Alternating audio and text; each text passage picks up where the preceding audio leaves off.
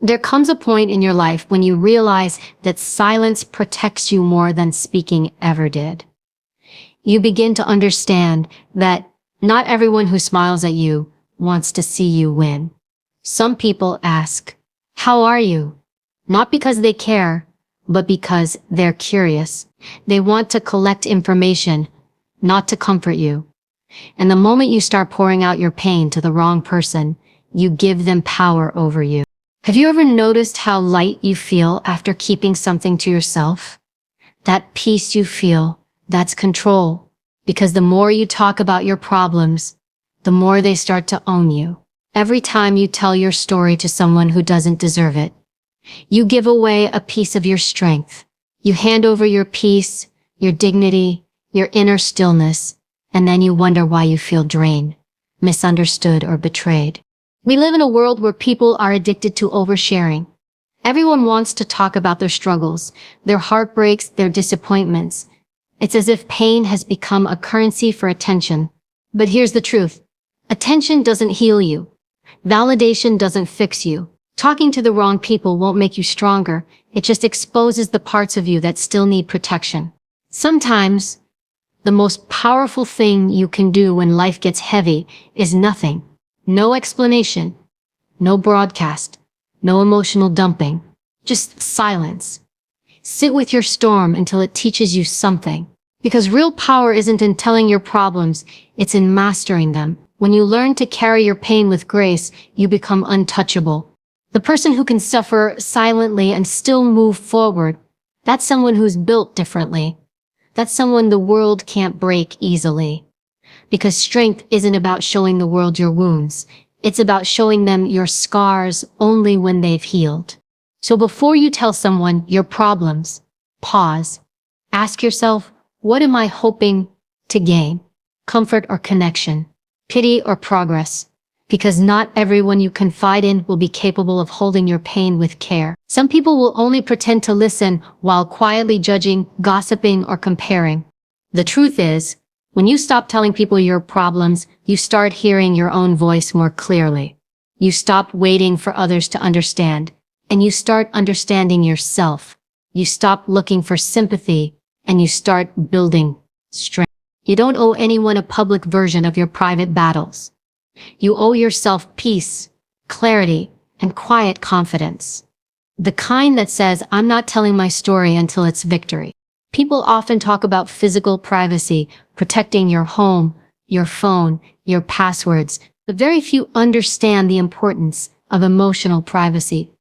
Your emotions are not meant for public consumption.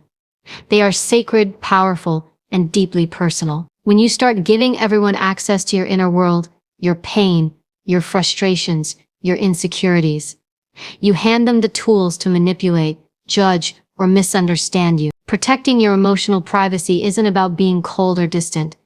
It's about valuing your peace enough to guard it carefully. You see, not everyone you share your feelings with is capable of holding them safely. Some will use what you reveal as ammunition. Others will listen not because they care, but because they crave information, something to gossip about later. And a few will secretly feel satisfaction when you're struggling because your vulnerability makes them feel powerful.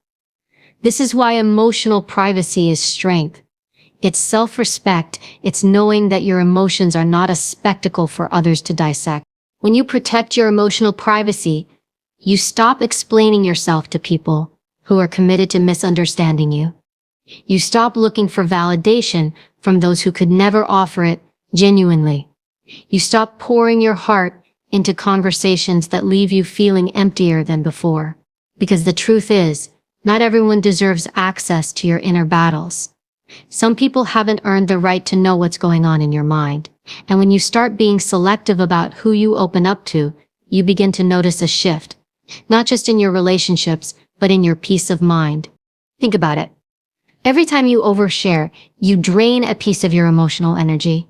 You expose raw parts of yourself that take time to heal. And if you share them with the wrong person, they can easily reopen those wounds. Emotional privacy is about choosing wisely who gets to see you when you're vulnerable. It's not about shutting people out completely, but about recognizing that your emotions deserve a safe space, not a public stage. There's power in silence. When you keep certain things to yourself, you maintain control. You stay centered. People can guess what you're feeling.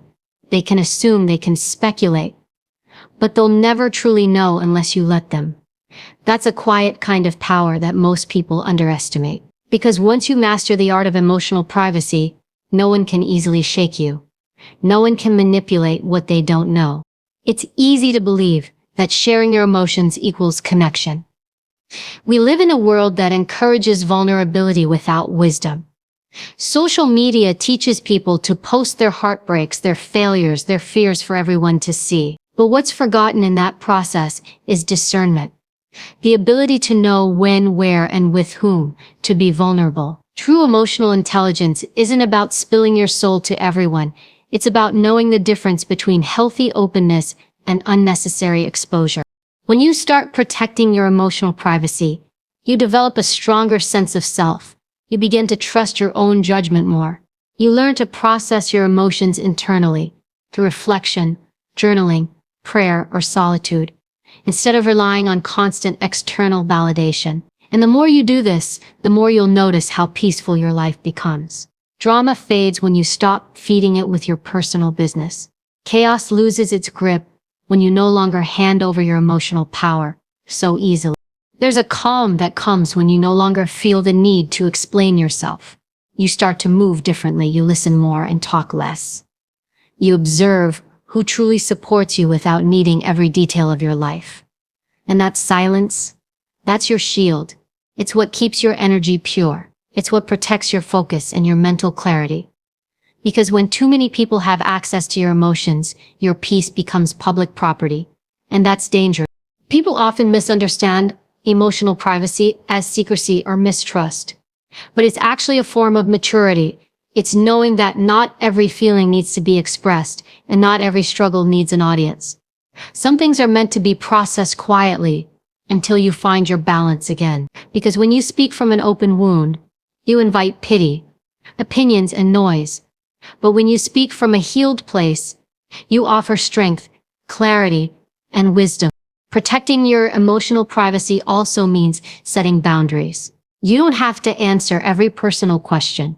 You don't have to justify your choices. You don't have to tell people why you're distant or quiet.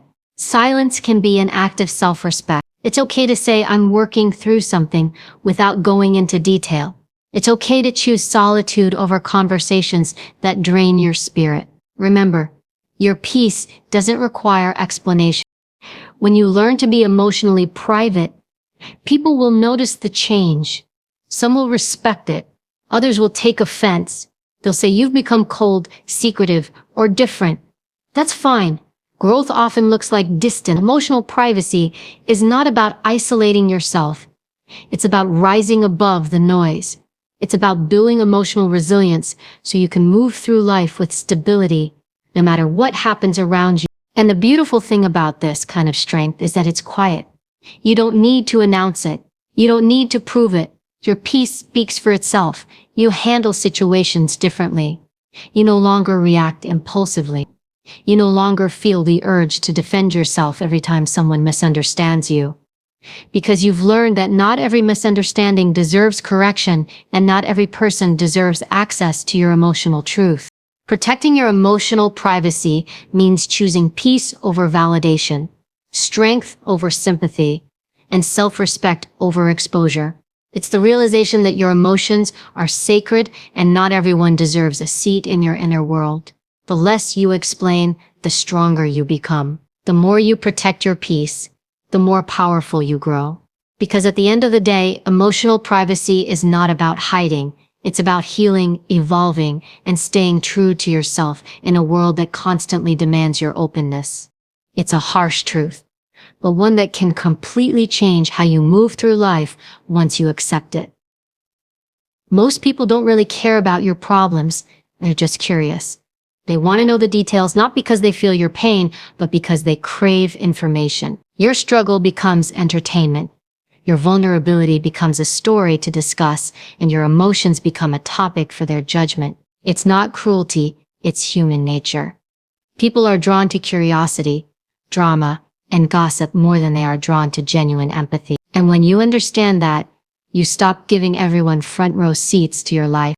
Think about it.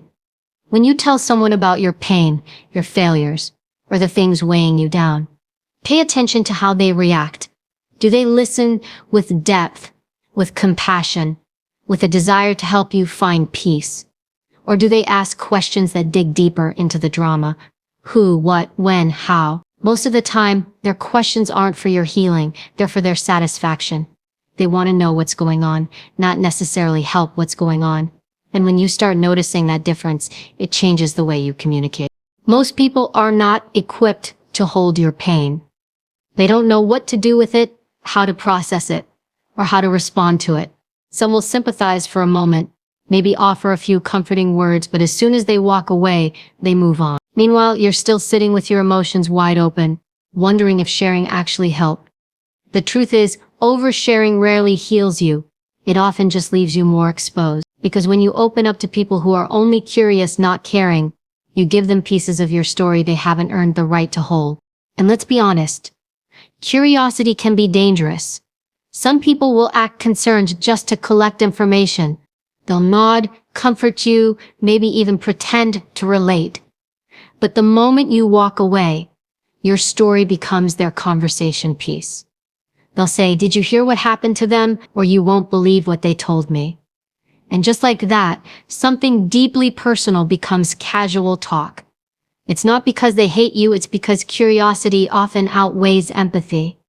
People want to feel like they're in the loop, even when it means crossing emotional boundaries. Once you realize that, you stop feeding people your pain. You stop explaining yourself to those who aren't invested in your well-being. You stop opening up to people who don't carry the maturity to hold what you share. Because emotional intimacy should never be given to people who treat it like casual information. Protecting your story isn't about being secretive, it's about being wise. You don't need everyone to know your struggles to prove you're strong or human. You can go through pain quietly and come out stronger without a single announcement. Most people love to listen because it makes them feel important. They enjoy being the person someone confides in, not realizing that being trusted comes with responsibility. But few people actually live up to that responsibility. True care is followed by action, by empathy that doesn't disappear when the conversation ends. Curious people, on the other hand, care only as long as the story keeps their attention. Once your pain stops being interesting, they move on to the next person's drama. That's why your peace cannot depend on people's reactions or involvement. You'll notice something powerful when you start protecting what you share. Silence reveals intentions. When you stop feeding people information, some will distance themselves. Why? Because their curiosity no longer gets satisfied. They can't read your emotions, can't track your story, can't keep up with your updates, so they slowly disappear. These are the people who were never truly there for you. They were there for your openness. They enjoyed your transparency more than your company. And when your silence becomes your boundary, they lose access. That's when you realize who's genuine. It's easy to mistake curiosity for care, especially when you're vulnerable. When you're hurting, any attention feels like comfort. But real care shows itself differently. It doesn't need all the details. It doesn't need to know every reason why you're in pain. Real care says, "You don't have to explain, I'm here." Curious people say, "What happened?" There's a difference. One gives you peace, the other extracts your energy. Most people don't have bad intentions, they're just emotionally untrained. They're used to surface-level conversations, not depth. They've been conditioned by social media and society to consume stories, not connect with them. That's why emotional privacy feels so rare in today's world, because curiosity has replaced compassion. People have become so used to hearing about other people's lives that they forget what it means to truly care. When you internalize this truth, your circle gets smaller, but more genuine. You start choosing depth over numbers. You start noticing who checks in when you stop sharing. You start seeing who shows up without needing a story. That's what real connection looks like. The rest, they fade away when you stop giving them emotional access. And that's perfectly fine. You don't need to be understood by everyone. You don't need your pain to be validated by curious minds. Start practicing emotional discernment. Before you open up, ask yourself, why am I sharing this? What do I expect from this person? Have they proven themselves safe with my truth? If the answer is no, stay silent. You don't owe anyone your vulnerability. Sometimes silence protects you more than words ever will. Because here's the thing. Curiosity fades, but your words stay. Once you share something, you can't take it back. People may forget the context, but they'll remember the details. And sometimes those details resurface when you least expect them. During an argument, a misunderstanding, or gossip. Protect your story from becoming someone else's entertainment. In a world obsessed with knowing everything about everyone, mystery is power. When people can't figure you out, they can't define you. They can't control your narrative. They can't use your emotions against you. And that's a form of strength very few possess. When you understand that most people are just curious, you stop over-explaining. You stop justifying. You stop seeking comfort in conversations that only feed other people's interest. You learn to comfort yourself, heal in silence, and rise without noise. Let them wonder. Let them assume. Let them talk. Because while they're busy guessing, you're busy growing. You don't need to be understood by the curious. You need to be respected by the wise. And the wise will never demand your details. They'll simply offer presence. That's the difference between care and curiosity. One builds you, the other drains you. Protect your story. Guard your emotions. Because most people don't care, they're just curious. True strength doesn't need an audience. It doesn't demand attention or validation. It doesn't announce itself with noise, anger, or pride. Real strength is quiet.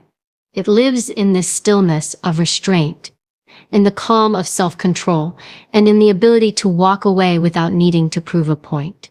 The strongest people are not the loudest in the room. They're the ones who choose peace when chaos tempts them, silence when provoked, and patience when wronged. That kind of strength doesn't need to be seen. It needs to be felt. We live in a world that glorifies loud confidence. Everywhere you look, people are shouting their achievements, displaying their emotions, and proving their worth through constant expression. But there's something deeply powerful about those who don't need to announce their strength. The ones who can stand firm in silence, who can take pain and not broadcast it, who can endure battles without making them public. Those are the people who truly understand power. Because silence isn't weakness. It's wisdom. It's the understanding that not everything requires a reaction, not every insult deserves an answer, and not every challenge needs to be met with force. Strength is being able to stay calm when your emotions scream for attention. It's choosing not to argue when you could easily win the fight. It's deciding that your peace is more valuable than proving a point.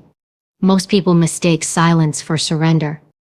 But it's actually the highest form of control when you can master your emotions and not let them dictate your behavior. You hold real power because reacting is easy. Anyone can lash out when they're hurt or angry. But responding with silence requires discipline, self-awareness, and emotional intelligence.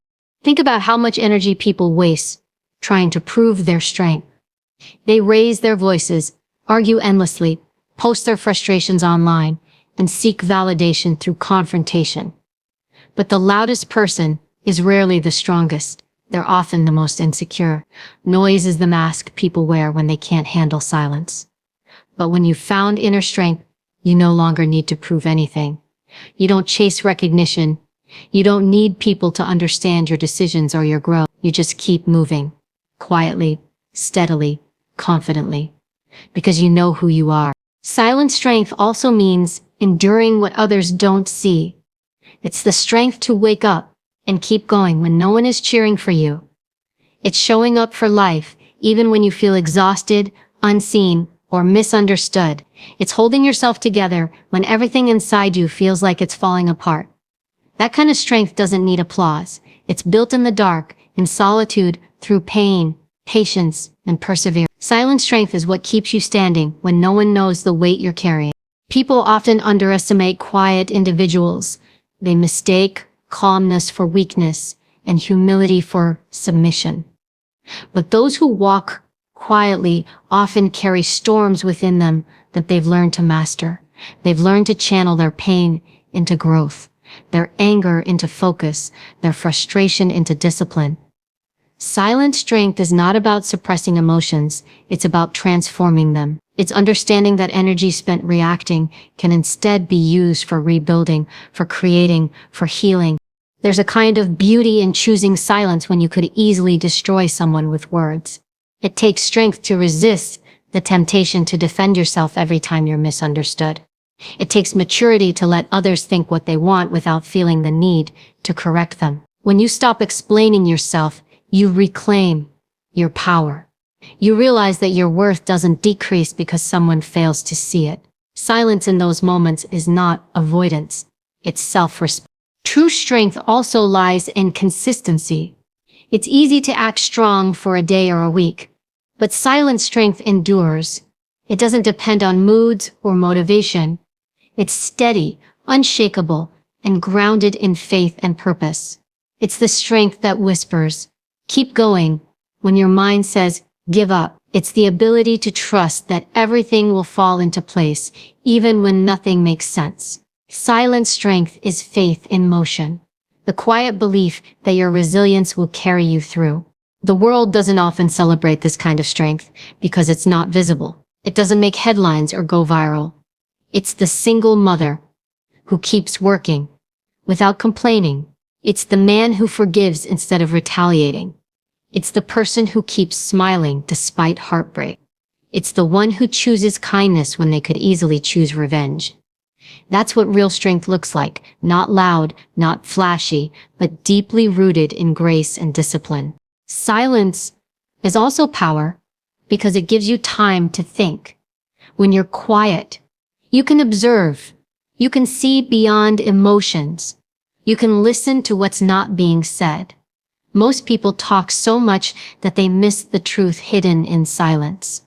But the strong know that silence speaks volumes. It protects them from saying things they can't take back.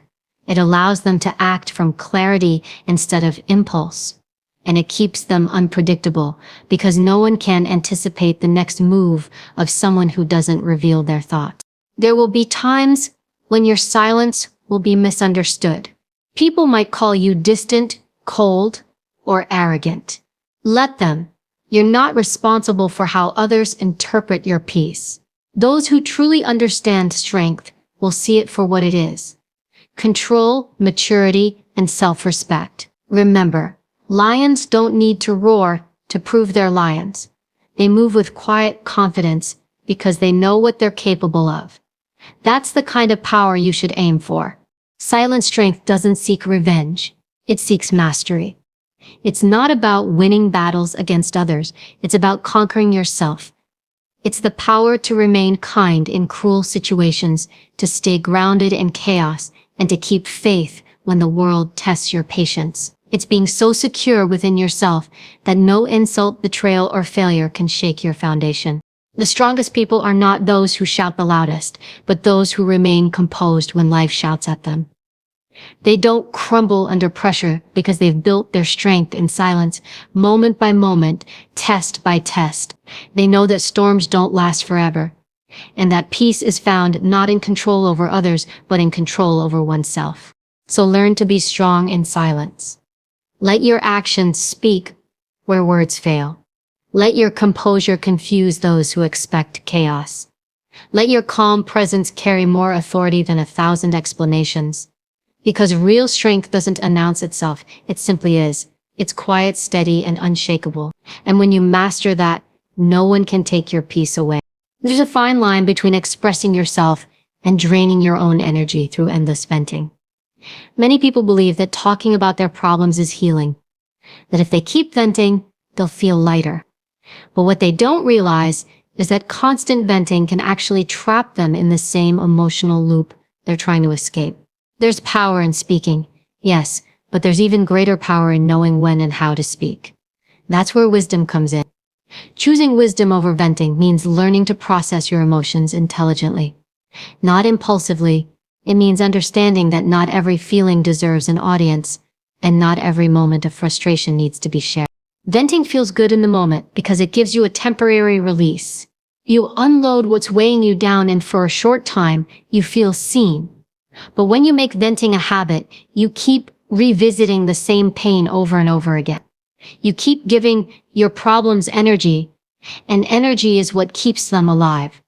Every time you tell the same story, you relive the emotions, the anger, the disappointment, the hurt. Instead of healing, you rehearse your pain. And with each retelling, the wound stays open. That's why wisdom is about restraint, about knowing when to speak to heal, and when to stay silent to grow. When you vent, you often look for validation more than solutions. You want someone to agree with you, to tell you you're right, that you were wronged, that your feelings are justified, but that validation rarely lasts. It gives comfort for a few moments, then disappears, and you're back to the same emotional state. Wisdom, on the other hand, doesn't chase validation. It seeks understanding. When you choose wisdom, you ask yourself, what can I learn from this? How can I grow from this? What part of this situation can I control?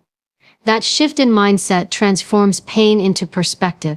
Not everyone who listens to your venting has your best interests at heart. Some people listen to gather information. Some enjoy the drama of it. Some might even use your words against you later. The more you vent, the more you expose your inner world. And not everyone deserves access to that. Wisdom teaches you discernment, the ability to know who's safe and who's not, who listens with empathy and who listens with curiosity. When you start filtering who you speak to and what you share, you begin protecting your emotional energy. Venting also has a way of reinforcing negative emotions. When you focus too much on what went wrong, your brain gets stuck in a loop of frustration. You start seeing everything through the lens of the problem. That's why wise people often choose silence.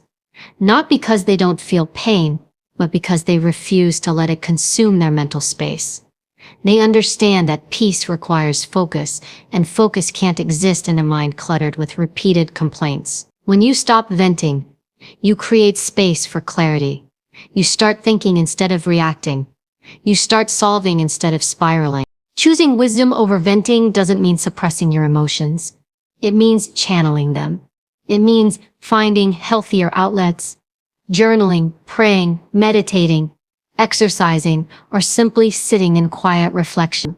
It means giving yourself time to cool down before you speak, so your words come from strength, not pain. Because words spoken in anger or frustration often create more damage than relief. Once you release them, you can't take them back. Wisdom gives you pause. It allows you to process before you project. Sometimes, silence is the most powerful response you can give, not to others, but to yourself. When you feel the urge to vent, take a step back. Ask yourself, will speaking about this help me grow, or just help me complain? If it's the latter, stay silent and redirect that energy. Reflect on what's really bothering you. Often what we vent about externally is a reflection of something internal, a need for control, attention, or validation. When you start addressing the root instead of the reaction, you gain mastery over your emotions. Wisdom also means knowing that not everyone can handle your truth. You might think you're opening up for comfort, but the person listening may not have the emotional maturity to hold your story without judgment. Some will twist it, misunderstand it, or even gossip about it. Protecting your peace means being selective with your vulnerability. It's okay to keep certain battles to yourself until you've processed them. You don't owe anyone an explanation for your silence. Another danger of venting too much is that it can create an identity around your struggles. You start defining yourself by what's wrong in your life instead of what's right. You become attached to your pain because it becomes familiar. Wisdom breaks that pattern. It teaches you that your experiences don't define you. Your response to them does. Every challenge can either make you bitter or make you better, depending on how you process it. Venting keeps you stuck in the past, Wisdom moves you forward. Choosing wisdom also changes your relationships. When you stop venting constantly, your conversations become lighter, deeper, and more meaningful. You start listening more and talking less. You begin to observe instead of react. You start recognizing who adds peace to your life and who feeds on chaos. Because when you stop bringing negativity into every conversation, you create space for growth, both yours and others. There's a quiet strength in people who choose to process privately. They don't broadcast their pain. They don't seek sympathy. They handle their emotions with grace and discipline. You can see the peace in their demeanor, the calm in their voice, the steadiness in their actions. That's what wisdom looks like. Not loud, not reactive, but grounded. It's the ability to stand firm in your emotions without letting them control your behavior. Every time you choose wisdom over venting, you grow emotionally stronger.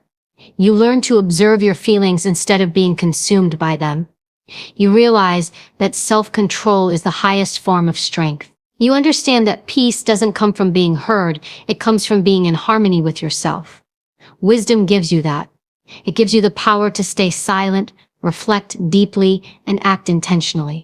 So the next time you feel overwhelmed, resist the urge to run to someone and unload. Sit with yourself. Listen to what your emotions are trying to teach you. Write them down. Pray about them. Walk them off. Do anything that helps you process, not project, because wisdom doesn't rush to speak. It waits to understand. When you choose wisdom over venting, you stop leaking your energy and start preserving your power. You become more centered, more composed, and more aware. And in that awareness, you find freedom, the freedom to rise above drama, to control your emotions, and to protect your peace. That's the quiet transformation that happens when you stop venting and start thinking. Because in the end, true power doesn't come from being heard. It comes from being wise. Pain is inevitable. No one escapes it. It comes in different forms: heartbreak, betrayal, failure, loss, disappointment. And it doesn't ask for permission before it enters your life. But what separates the broken from the strong is not the absence of pain, but what they do with it. Pain can either destroy you or develop you. It can make you bitter or make you better. The choice is always yours. When you decide to turn pain into power, you take control of your story. You stop letting what hurt you define you, and instead you use it as fuel to become stronger, wiser, and more unstoppable than ever before. Every painful experience carries a lesson, but most people are too focused on the hurt to see it. They stay stuck in the emotion, replaying the event, asking why me, over and over again. But the truth is, pain is not meant to punish you. It's meant to awaken you. It shows you who you are, what you need to let go of, and where you need to grow. When life breaks you down, it's not the end. It's the beginning of a deeper transformation. Every scar is a story of survival, and every wound that healed made you more resilient. Turning pain into power starts with acceptance. You can't heal from what you refuse to face. Too many people numb their pain, distract themselves, or pretend they're fine. But ignoring pain doesn't erase it. It just buries it deeper, where it quietly shapes your thoughts and behaviors. The only way to move forward is to confront it, feel it, understand it, sit with it long enough to learn what it's trying to teach you. Because pain is a teacher, a harsh one, but an honest one. It teaches you strength, patience, humility, and most importantly, it teaches you about yourself. When you've been hurt, it's easy to feel like the world owes you something. An apology, an explanation, closure.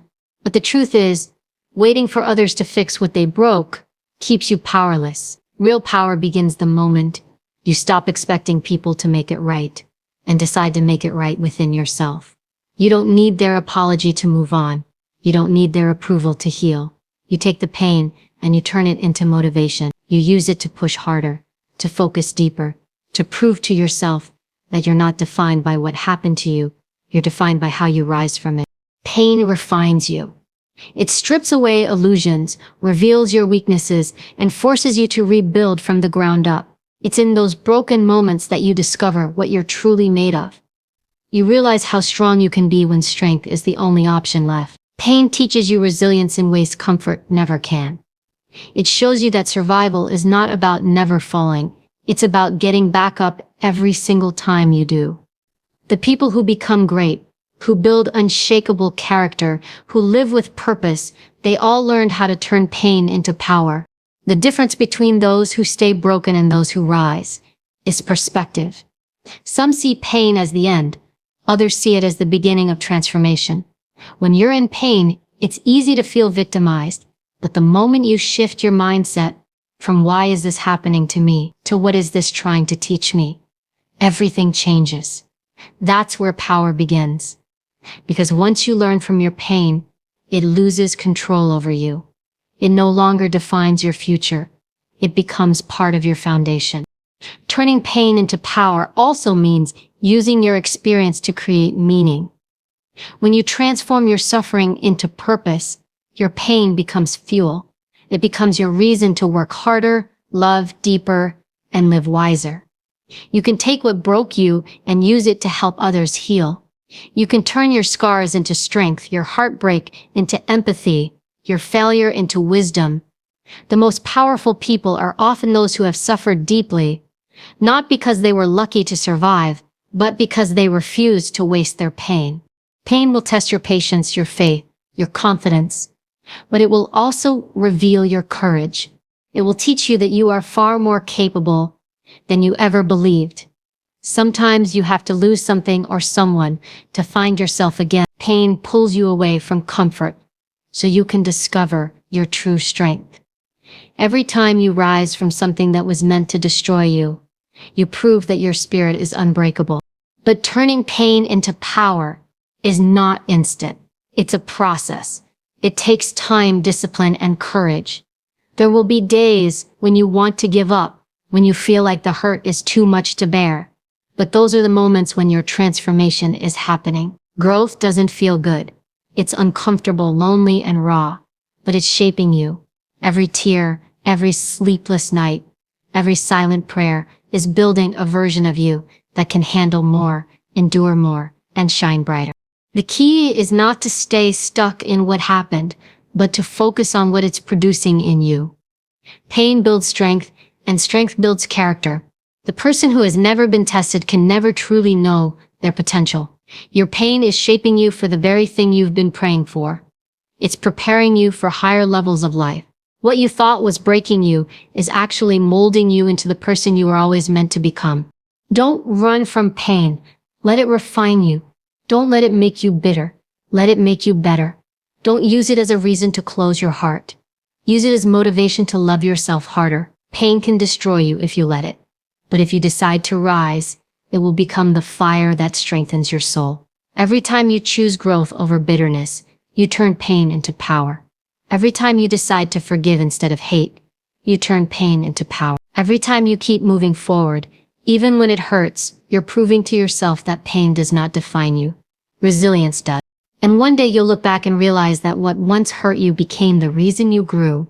You'll see that the storm that tried to break you actually washed away everything that wasn't meant for you. You'll understand that every wound was a lesson, every loss a redirection, every heartbreak a revelation.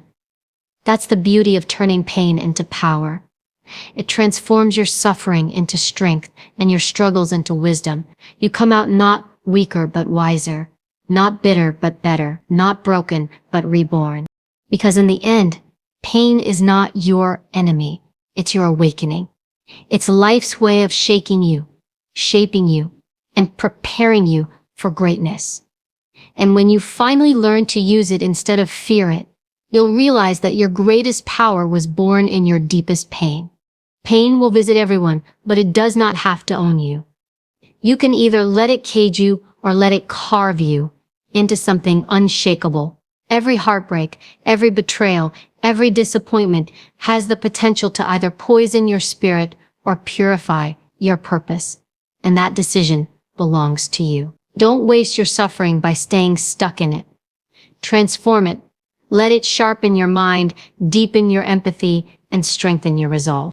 The truth is, pain is not the end of your story. It's the beginning of your power. What once made you cry will one day become the reason you stand taller. What once felt like breaking will reveal itself as building. You have survived every single thing you thought you couldn't, and that alone proves that you are far stronger than you realize. So don't curse your pain. Use it, let it teach you, guide you, and elevate you. Because real strength isn't built in comfort, it's forged in fire. And when you rise from your pain, you don't just become stronger, you become unstoppable. Remember this, life doesn't break you to destroy you, it breaks you to rebuild you into someone who can no longer be broken.